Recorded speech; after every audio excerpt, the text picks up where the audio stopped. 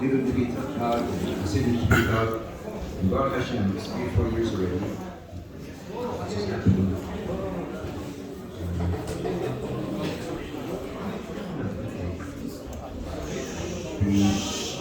The Indian of Yud Tes Kislev, we say again and again, Hadu b'Shalom, it's an Indian of Shalom. So, Shalom of Yud Tes Kislev can be seen in many, many ways, many, many levels of Shalom.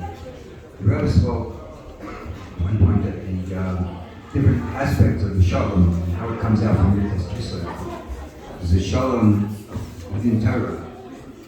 Before Yud Tes Kislev, before the spreading of Hasidus, it was Nigel Torah, Minas Torah. People were lucky in Nigla Torah. Sometimes they also learned the Minas Torah, but there wasn't a connection over there. It was two separate things. How are you? Shalom Aleichem. If you look at the Hasidus of Finally we meet in person. They all to see you. The Mara, the Paiskin.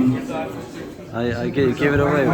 This is much better. It's not to authenticate the Hasidus. Because it's own authentication, but it's to show the connection. Oh, it's my shver. This is my shver, by the way. I'm gonna put up the. I'm gonna fix it. So within the Torah itself, Hasidus brings about the connection of the Gufa Torah and the Neshama Torah. Then there's also the connection of the people learning it. Before Hasidus, the Talmidei Chachamim and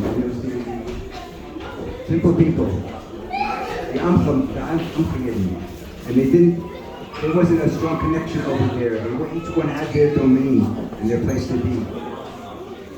Hasidus shows the connection of all the neshamas, that the source of all Yiddish neshamas connects.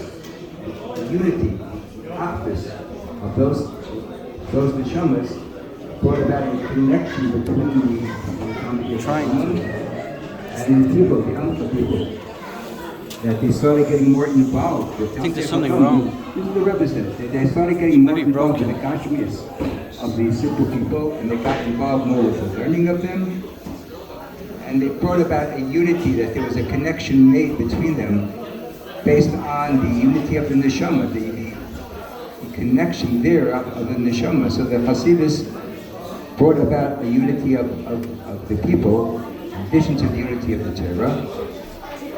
It also brought about a unity within the person. That when you're learning by intellect and you're learning by seichel, you have one mode of learning. Then you have the emunah that comes from Hasidus. Better. And how are they brought together? Hasidus brings together the emunah and the seichel. That it also comes from a common point. And there, the Rebbe says also that makes it simpler to go out to spread Hasidus to people, to spread Yiddishkeit to people, because you can connect to them to their innermost level. And when you connect with them, you don't have to teach them a big popo. You connect with them. There's a story, Remender Fultefas, maybe you know the story. He came to America and he was in New York, and there were Bachram going out on the Soyim to put on tefillin with people. And he wanted to come with them. And they said, Reb Mendel, you don't speak a word of English. What are you going to do? How are you going to connect with them? So he goes in, he says, don't worry. So he goes in them with the van to Manhattan, and he goes up to a Yid.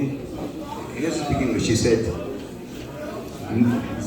me Jewish, you Jewish. Me tefillin, you tefillin. And they connected very well. They got the message very clear. And they put on tefillin, and he was very much clear. To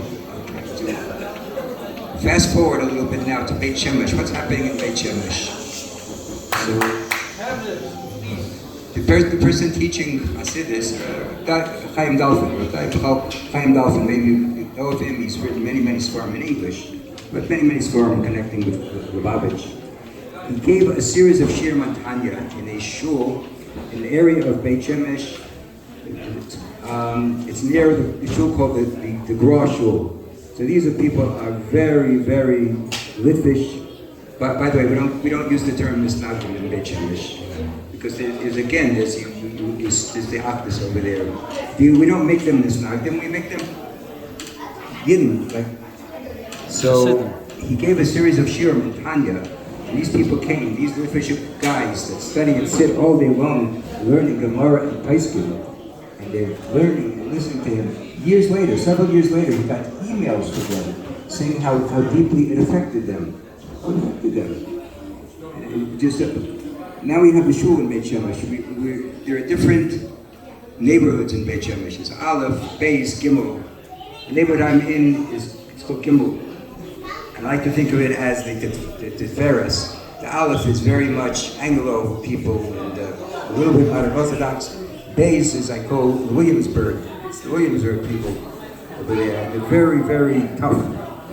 And Gimel is the Tiferes, Sheba Tiferes, because it has within them the different elements, and they blend in. They get along. This clothes. How do you see those clothes? We have a shul over there, the Chabad shul. The Chabad shul is a minyan. They call it a minyan factory. They have minyanim mitzufim, meishay sha'ot ad achad esrei. All morning long, you have minyanim, and every minyan. What do you do first when you start the minyan? After you say Reb Shmuel, Shebana Beis HaMikdash. Every minyan starts with Shebana Beis HaMikdash, Sfardim, Litvish, Hasidim. This is how the minyan starts. They have that achdus in there. Achdus, it's amazing. People come up to me. Sometimes somebody came up and asked me to see it was Kodesh to the Rebbe. He wanted to see something in there. Hasidic fella, Polish fella came up. He wanted to see a letter of Katanki from the Alter Rebbe. He wanted to see what the Alter Rebbe had to say in there. It's a mamish amazing. You see it every day you see it, and it's Mashiach. We're bringing Mashiach. We're expecting Mashiach every day to be revealed. Every day. So you here have a wonderful kehillah over here also. You have the ability here also to reach out. It's not as easy. You have to go maybe a little further to find some Yidden.